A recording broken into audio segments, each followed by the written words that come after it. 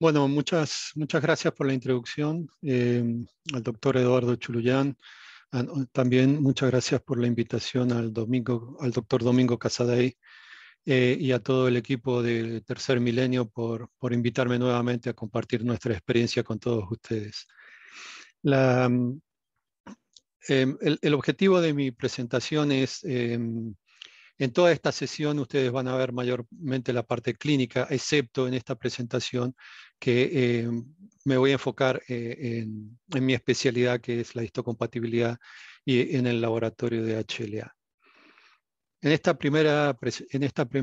diapositiva lo que quiero resaltar es que si bien el complejo de HLA fue descrito por otros investigadores como Jan Dosset, Van Rood, Ross Payne, el doctor Paul Terasaki, que está aquí en esta presentación, es considerado el padre del laboratorio de la histocompatibilidad. Y es debido a que él describió lo que se conoce como el método de linfocitotoxicidad dependiente de complemento, con la descripción de lo que conocemos como la placa de Terasaki, que por muchos años nos ha ayudado al desarrollo de esta especialidad. No voy a describir en detalle esta técnica que todos ustedes conocen, pero a partir de este trabajo que publicaron con el doctor Patel, el doctor Terasaki, demostraron que una fuerte asociación entre el rechazo acelerado y una prueba positiva con este método de crossmatch o prueba cruzada. Como también de este reporte se desprende que alrededor de un 25, un 30%, estos rechazos acelerados no eran descriptos por esta metodología, que hoy sabemos es debido a la baja sensibilidad que ella presenta. Este método también nos ayudó a describir lo que conocemos como el porcentaje de la prueba cruzada contra panel, o PRA por sus siglas en inglés, de Panel Reactive Antibody, que básicamente es ensayar un gran número de células y luego, de acuerdo a la porción o la proporción positiva de ellas, calculamos el porcentaje. Este valor nos da una idea, además de darnos una idea aproximada de la intensidad. Si es positivo son en alto título,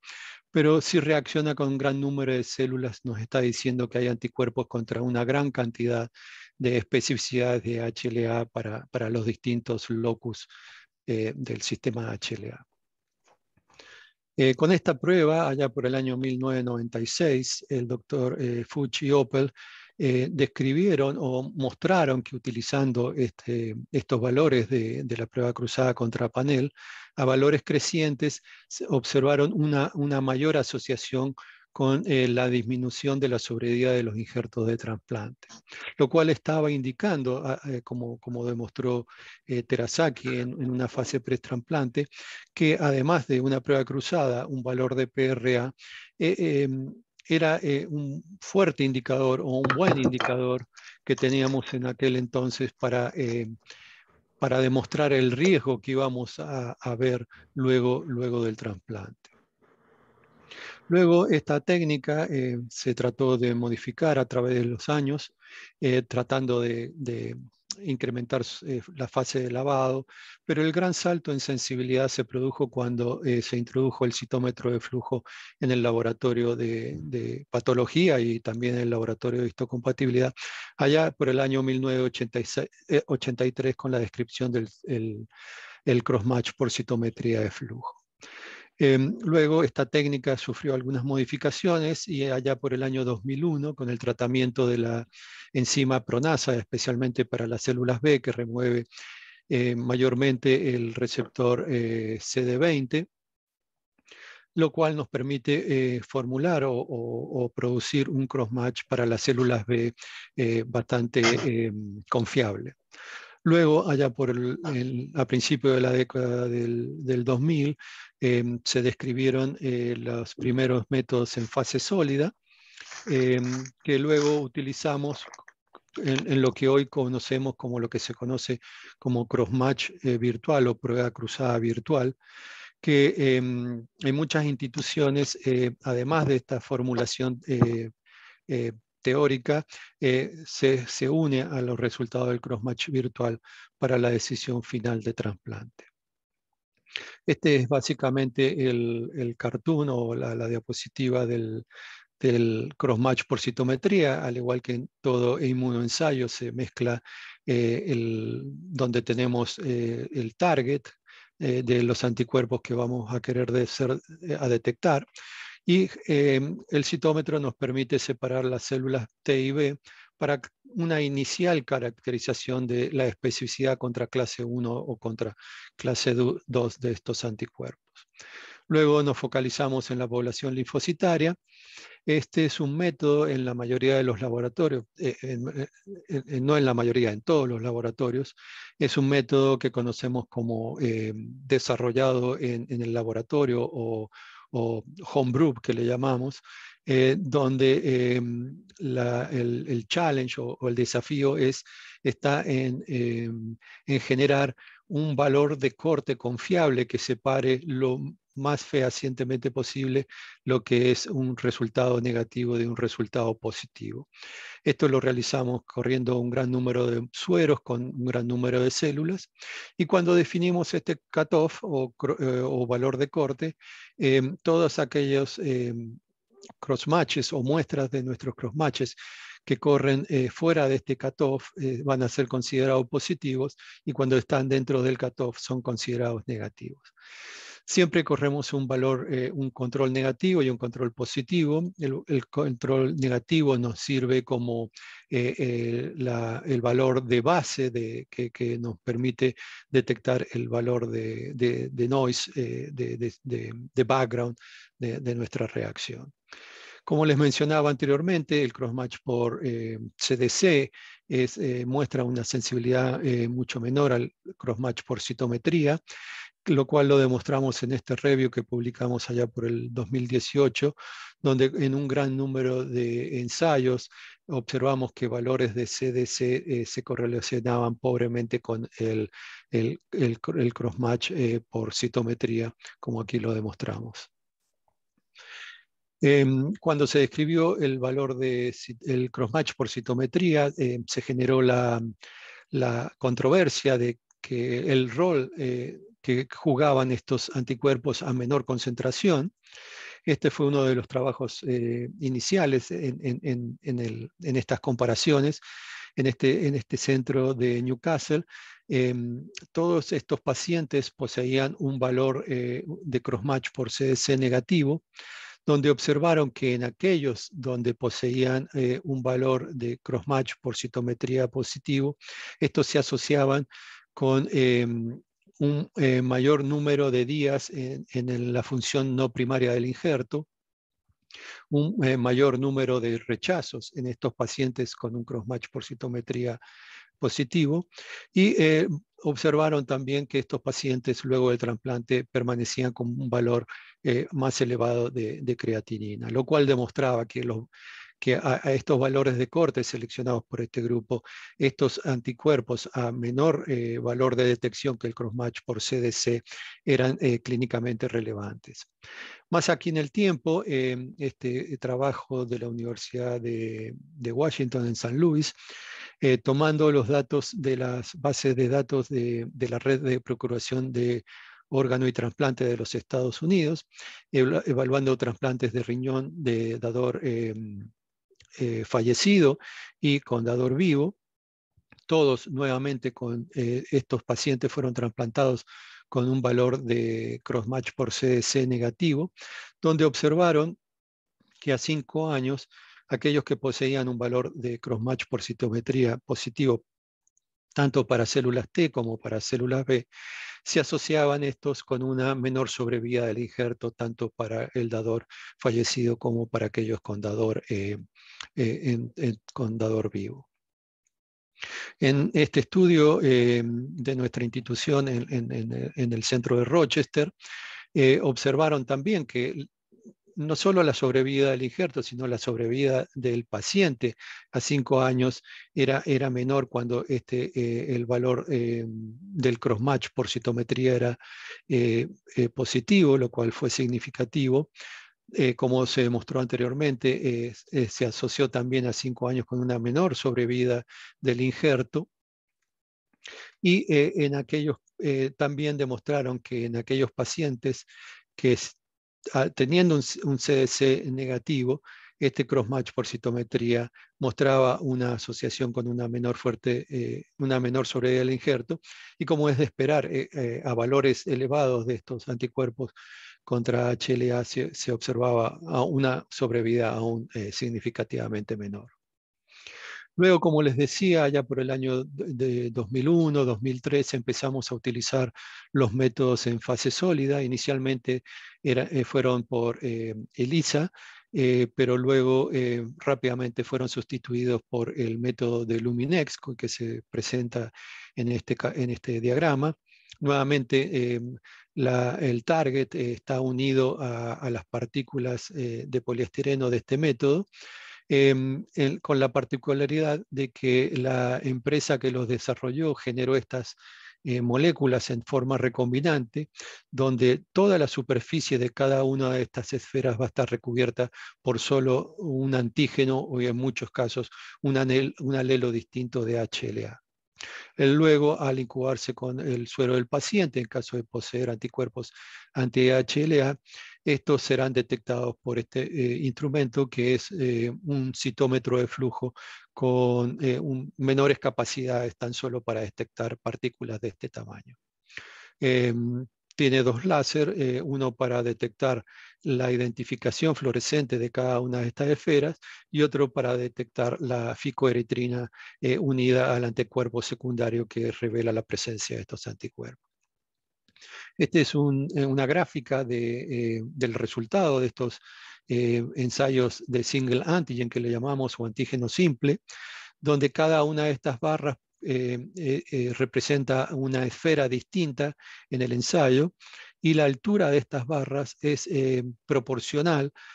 a la concentración de estos anticuerpos en el suero del paciente. Si bien no es un método cuantitativo, nos ayuda a tener una buena idea de la concentración de ellos en el suero del paciente. En un primer momento correlacionamos los resultados de este ensayo con nuestras pruebas de crossmatch, donde donde observamos que cuando tenemos anticuerpos por encima de 7000, estos se correlacionan con una prueba de citometría y de CDC positiva. Cuando tenemos anticuerpos en el rango moderado de 3000 a 7000 aproximadamente, estos ya dejan de ser CDC positivos y mantienen su reactividad con el crossmatch por citometría. Y aquellos en el rango débil, entre 700, 1000 de MFI o 3000 de valor de la intensidad de fluorescencia media, estos pueden ser positivos o negativos de acuerdo contra la concentración de estos, y también contra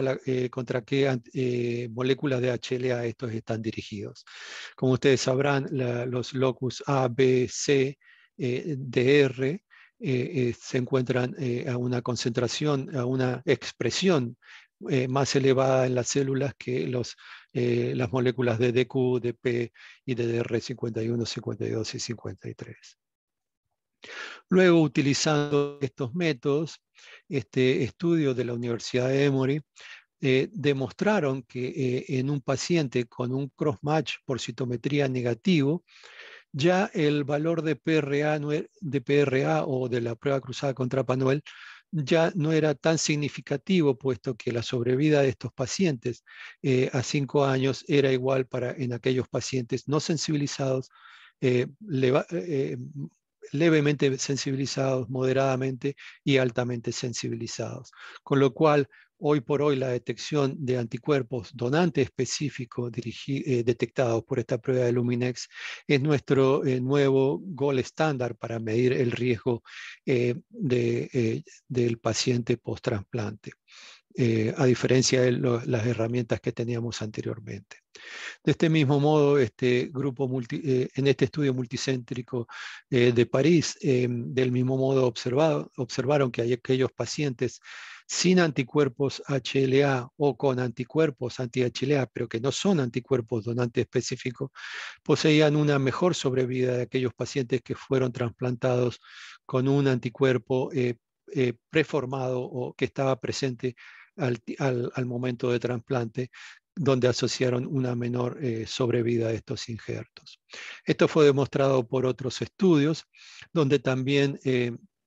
además, derribaron la creencia que teníamos anteriormente, que aquellos anticuerpos dirigidos contra clase 1 eran los clínicamente relevantes. Estos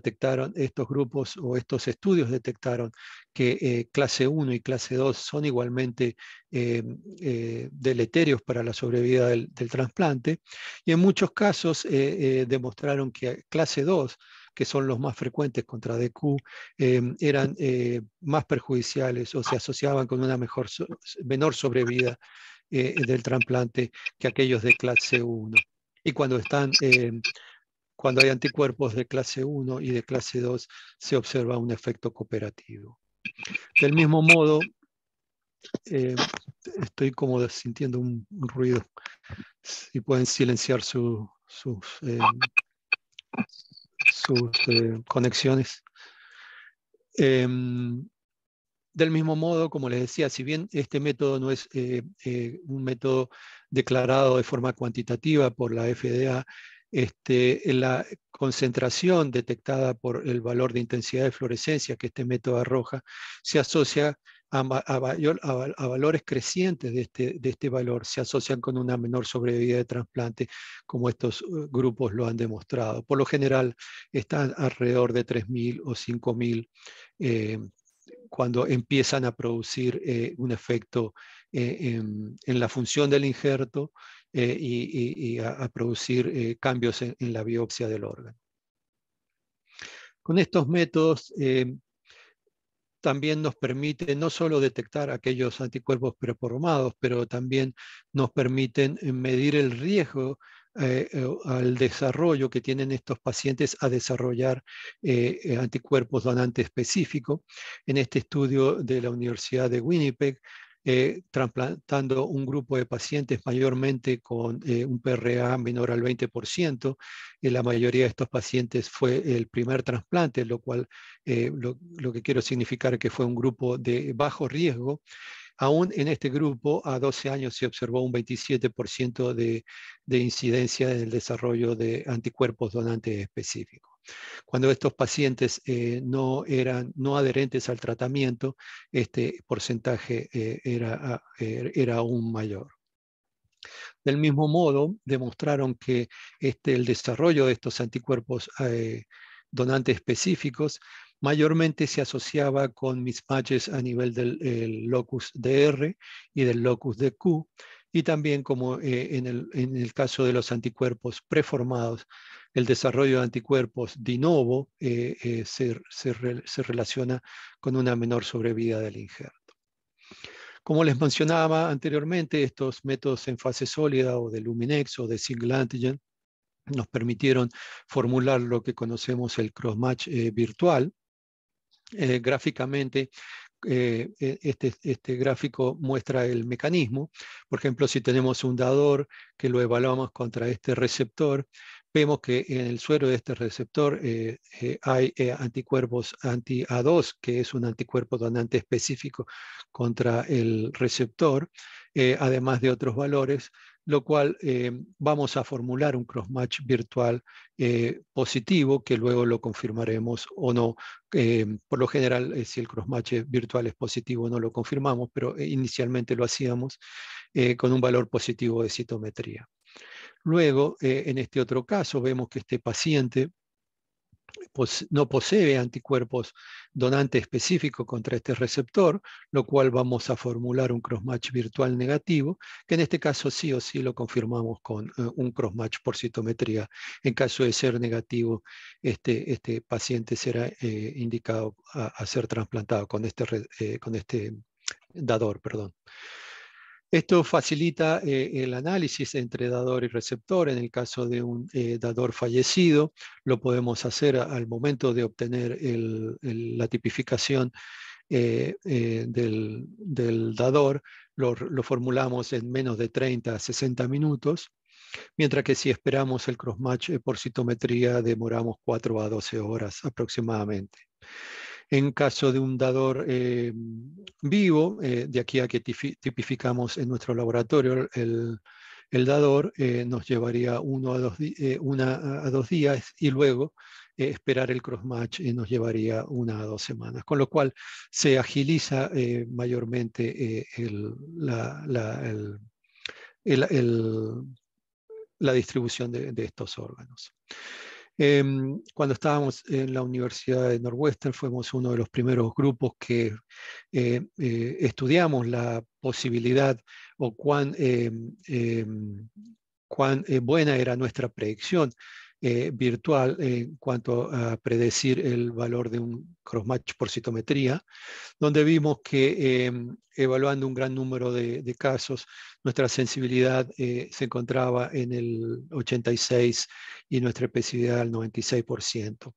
Esto fue inicialmente con un valor mucho más, con un panel de antígenos de single antigen mucho más limitado que el que utilizamos hoy. Y hoy estos valores se encuentran muy por encima del 98%, donde la capacidad de nuestra predicción es muy, muy buena y confiable. Este método, últimamente o en los últimos 4 a 5 años, muchas de nuestras instituciones lo han empezado a utilizar para la distribución y la distribución de órganos, donde cada centro tiene su propio algoritmo. No lo vamos a discutir en esta presentación, pero la idea es que hoy nuestros centros se están moviendo a aceptar y trasplantar órganos con una predicción virtual, con lo cual el criterio para evaluar riesgo es a través de estos métodos en fase sólida, y luego la mayoría de nuestros centros realiza el crossmatch por citometría para confirmar que no hay ningún otro riesgo concomitante. Como ustedes saben, las pruebas de crossmatch poseen menor sensibilidad que estos métodos de single antigen, y además poseen el inconveniente de que poseen un 5 a un 10% de valores falsamente positivos, con lo cual puede llegar a negar algún trasplante que mediante un crossmatch virtual podría ser aceptado sin riesgo. Este grupo del Hospital de Emory tiene este diagrama, este algoritmo, donde luego de aplicarlo por 3 a 4 años aproximadamente, realizaron un número de crossmatches virtuales cercano a 1000, donde observaron que la mayor limitación de estos métodos de crossmatch virtual es que en un 32% de estos pacientes no poseían un estudio de antígeno simple reciente con un valor. Por lo general, las instituciones usan un valor no más allá de los 90 a 60 días para aceptar un resultado confiable para hacer esta predicción. Si las muestras o estos ensayos tienen más de 90 días, más de 60 días, esta predicción pierde mucha calidad debido a las distintas posibilidades de sensibilización o incluso de reactivación de anticuerpos en aquellos pacientes previamente trasplantados donde hubo cambios en la inmunosupresión. De 167 pacientes que fueron trasplantados, el 89% se trasplantó con un crossmatch retrospectivo, o sea, con un crossmatch virtual solamente, y solamente en 18 casos donde hubo preguntas acerca del nivel de estos anticuerpos dadores específicos, se realizó el crossmatch prospectivo, donde también observamos que el porcentaje de la prueba cruzada contra panel se encontró igualmente distribuidos entre no sensibilizados, moderada y altamente sensibilizados. Este otro grupo de la Universidad de California en San Francisco, utilizando un algoritmo similar, observaron que en aquellos pacientes, observaron el resultado o el outcome de estos trasplantes luego al año de ser trasplantados, donde observaron que aquellos pacientes con un crossmatch prospectivo y en aquellos trasplantados con un crossmatch virtual, los valores de creatinina se observaron similares, donde tampoco se observó una diferencia significativa en los eventos de rechazo, sea celular o ya sea mediado por anticuerpos. Se perdieron 3 órganos en este estudio y en los 3 casos fue debido a trombosis de las venas renales, donde en ninguno de estos casos la biopsia demostró presencia de algún tipo de rechazos. Esto es lo que ustedes conocen y es lo que se utiliza en gran parte del mundo para la distribución de órganos, con lo cual, como sabemos, un mayor número de mismatches para A, B, C, D, R, D, Q y D, P, hoy sabemos eso, se asocia con un mayor riesgo o un mayor riesgo a una menor sobrevida de trasplante. Últimamente se han desarrollado algoritmos que nos permiten un estudio más detallado de estos mismatches. Uno de estos algoritmos es el Matchmaker,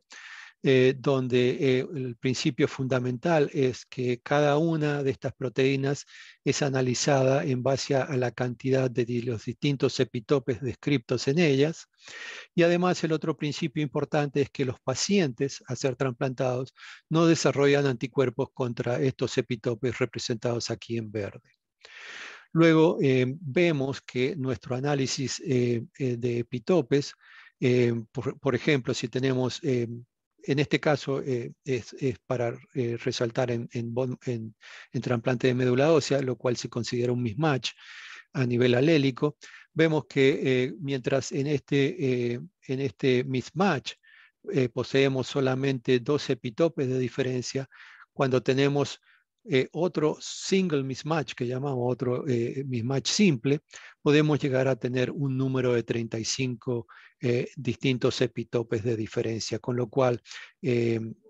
aumenta las posibilidades al sistema inmune a detectar estas distintas variantes entre dador y receptor en nuestros pacientes. Este es el resultado. Lo que hace este algoritmo es cuantificar este número de diferencias de epitope, lo cual se denomina carga de epitope o epitope load, con lo cual se realiza para clase 1 ABC y para clase 2 DR, DQ y DP, con lo cual al final se tiene un análisis detallado por locus y en número total. Nuevamente este grupo de Winnipeg, utilizando estos métodos, comparándolo con lo que conocemos tradicionalmente de mismatches antigénicos,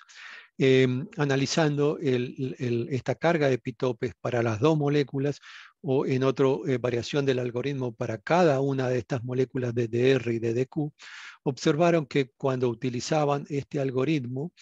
un mayor número de epitope load se asociaba con un mayor desarrollo de anticuerpos dadores específicos de novo post-trasplante, y el área bajo la curva para este método fue significativamente mayor para el otro, lo cual demuestra que es un buen método teórico para la predicción del riesgo a desarrollar estos anticuerpos de novo. Luego analizaron el desarrollo de anticuerpos y la sobrevida de estos injertos. En la parte izquierda de esta diapositiva vemos que para el análisis de antígeno del mismatch antigénico, tanto un mismatch como 2 mismatches se asocian con una peor sobrevida del injerto para DR, DQ y DQ. En forma contraria, en estos mismos pacientes analizados con este algoritmo Matchmaker, observaron que aquellos pacientes con 0 carga de epitope, load, y aquellos con baja carga tenían una menor sobrevida, lo cual mostraba un menor riesgo al desarrollo de estos anticuerpos. Mientras que en aquellos con una mayor carga, estos tenían una sobrevida del injerto y una mayor número. Esta es la sobrevida del injerto y esta es la frecuencia de desarrollar anticuerpos de novo. Luego, focalizándose en este grupo de pacientes donde había una gran carga de epitopes para DR y DQ, por encima de 7 para DR, de 6 para DR y de 7 para DQ, analizando más en detalladamente con curvas ROC, observaron que encontraron pudieron estratificar esto en dos grupos de riesgo intermedio, donde aquellos de estos pacientes poseían un valor de epitope load para DQ menor a 15, y en estos de alto riesgo, cuando observaban un epitope load mayor a 15. Y esto se asoció con con una frecuencia intermedia y una frecuencia alta para desarrollar anticuerpos, para la sobrevida del injerto y para el desarrollo de rechazo mediado por células T también. Esta diapositiva se las traigo para refrescar en su memoria los distintos mecanismos que tienen las células para cargar las moléculas de HLA de los péptidos de proteínas autólogas o foráneas, ya sea viral o de patógenos externos. Para cargar estas moléculas de HLA existe un mecanismo complejo, los cuales conocemos el tamaño de estos epitopes, la secuencia de estos pockets o bolsillos en la molécula, y también conocemos muchos de la secuencia aminosídica de corte de las enzimas que cortan estas moléculas. Toda esta información ha sido compactada en otro algoritmo que evalúa la diferencia entre las moléculas de HLA del dador y receptor, focalizándose en aquellas posiciones donde las moléculas del dador difieren con las del receptor, serían epitopes distintos en la molécula del receptor. Luego este algoritmo, utilizando toda esta información de la secuencia de este bolsillo, qué epitopes pueden ser localizados, la longitud y los extremos de estos epitopes, puede predecir cuáles de estos pequeños péptidos serán presentados o serán localizados en la molécula de HLA del receptor con una alta afinidad, para luego ser presentados al receptor de las células T o al receptor de las células B para generar el desarrollo de células T reactivas o para el desarrollo de anticuerpos dadores específicos. Este es el resultado donde obtenemos lo que conocemos comúnmente como PIRCHE, debido el algoritmo se llama PIRCHE por su algoritmo en inglés, Predicted Indirectly Recognizable HLA Epitopes, donde vemos que produce un PIRCHE, una carga de PIRCHE o PIRCHE load, donde a mayor número de estos se asocia con una mayor frecuencia de desarrollo de anticuerpos y menor sobrevida.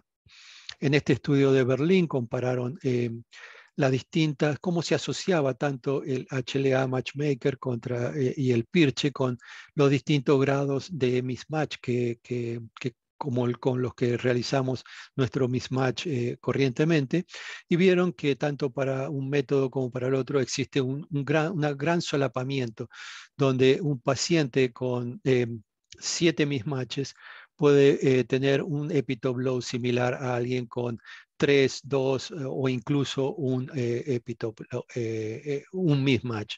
lo cual esto nos indica un gran solapamiento o una pérdida de granularidad en el análisis de con el mecanismo corriente de mismatches que utilizamos. Luego, la carga de Matchmaker se asoció con un con distintos niveles de riesgo para el desarrollo de anticuerpos, como también con un distinto nivel de riesgo para el desarrollo o para una menor sobrevida de estos injertos de riñón trasplantados. Este es en esta diapositiva, estos autores demostraron que para un solo mismatch, aquí se muestra aquellos que no tenían mismatch, mientras que para un solo mismatch, en muchos casos pudieron diferenciar el nivel de riesgo en aquellos con una baja carga de epitope load o baja carga de Pirche, donde la mayor separación se observó para números para el locus de Q. Aún en aquellos pacientes con un single mismatch, estas herramientas son altamente efectivas en la predicción del riesgo para desarrollar estos anticuerpos. Lo mismo se observó para trasplante de corazón. Como ustedes saben, anticuerpos contra DQ son los más frecuentes en el trasplante de órganos sólidos, donde para uno o dos mismatches no se observó una diferencia significativa a nivel antigénico. Lo mismo para EPLET, pero el algoritmo de EPLET sí mostró una diferencia al separar a aquellos con una baja carga de Pirche, mientras aquellos con una alta carga de Pirche. Este otro estudio de Japón mostró que en aquellos pacientes trasplantados sin anticuerpos donantes específicos, en aquellos donde se encontraba algún anticuerpo o algún mismatch que era compartido con el primer injerto de riñón, iba a estar asociado con una mayor frecuencia de estos anticuerpos y una menor sobrevida del injerto. En muchos casos, a nivel antigénico no podemos evaluar correctamente si es un epitope compartido con el primer riñón. Por ejemplo, si este paciente es trasplantado con un DR0402,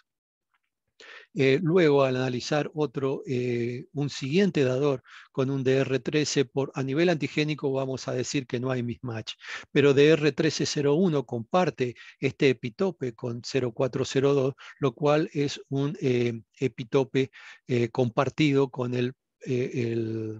con el primer trasplante, lo cual en este estudio se consideró como un epitope compartido. En un primer análisis, aquellos sin anticuerpos y aquellos pacientes con anticuerpos demostraron como era de esperar, una diferencia de sobrevida, pero esta diferencia se observó mayormente en aquellos donde estos pacientes compartían un epitope con el primer dador de trasplante. Todo esto fueron retrasplantes, son de riñón, lo cual nos permite evaluar en una forma mucho más granular y mucho más efectiva el riesgo de desarrollar anticuerpos si estos epitopes fueron compartidos con un primer trasplante. Este mismo grupo, luego analizando HLA Matchmaker y Pirche, tanto para DR como para DQ, observaron que podían diferenciar en bajo riesgo aquellos con bajo EPLET o Pirche load, mientras que a niveles graduales podían diferenciarlo entre riesgo intermedio o riesgo elevado, de acuerdo a la carga de estos epitopes. Y luego, intercambiando o uniendo estos dos algoritmos, fueron capaces de estratificarlos en distintos grupos de riesgo para el desarrollo de anticuerpos dadores específicos, de acuerdo a las distintas interacciones de los resultados de estos dos algoritmos. Todavía nos queda mucho para estudiar o para decidir cuál es la mejor combinación de estos algoritmos, pero a mayor información, como ustedes vieron, nos permite una mejor predicción de riesgo. Como les mostraba, con el mecanismo de mismatch antigénico, lo que hacemos es poner en grandes cajas la diferencia de estos mismatches, mientras que estos algoritmos nuevos nos permiten un análisis más gradual de estos mismatches de epitopes. Si alguno de ustedes es familiar, hace citometría de flujo, es como utilizar las computadoras que utilizábamos anteriormente en citometría, que no eran tan potentes y teníamos que poner muchos valores de corrimiento de canal en distintos canales que le llamábamos, para que la computadora lo pudiera analizar correctamente. Hoy por hoy utilizamos una escala lineal donde tenemos una mayor granularidad, y de esta misma manera estos algoritmos para un nivel antigénico de epitopes nos permite un desarrollo. Queda mucho por analizar en cuanto a los distintos tipos de aminoácidos, dónde estos aminoácidos son diferentes, las composiciones químicas y electrostáticas de estos, con lo cual desarrollaremos mejores algoritmos y mejores predicciones para predecir el desarrollo de estos anticuerpos post-trasplante y tratar de elegir un mejor dador cuando las posibilidades nos permiten de un mejor dador para nuestros pacientes. Esto es lo que tengo para mostrarles hoy y estaré encantado de responder sus preguntas. Gracias.